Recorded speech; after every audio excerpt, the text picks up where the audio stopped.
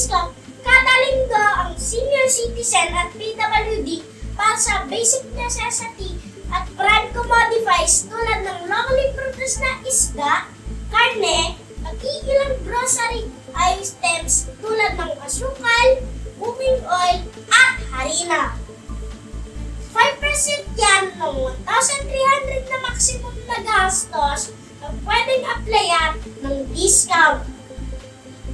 Simula sa susunod na linggo sa pamagitan ng bagong Joint Administrative Order na pinirmahan ng Department of Trade and Industry, Department of Agriculture, Department of Energy, tataas na ang pwedeng makuhang discount ng mga senior citizen at PWD.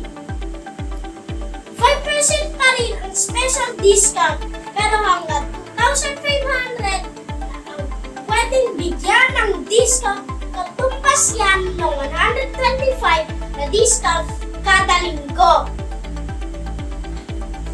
Bukod sa mga grocery items na maituturing ng basic necessities at prime commodities, kasama na rin sa mga bibigyan discount ang gulay, prutas at bigas maliban sa specialty rice.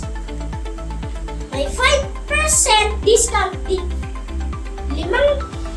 kada 5 buwan sa LPG para maiwasang maabuso ang benepisyo. Ito dapat hindi bababa sa 4 na iba't ibang uri ng item ang bilihin. Ilalawig na rin ang discount pati sa pamimili online.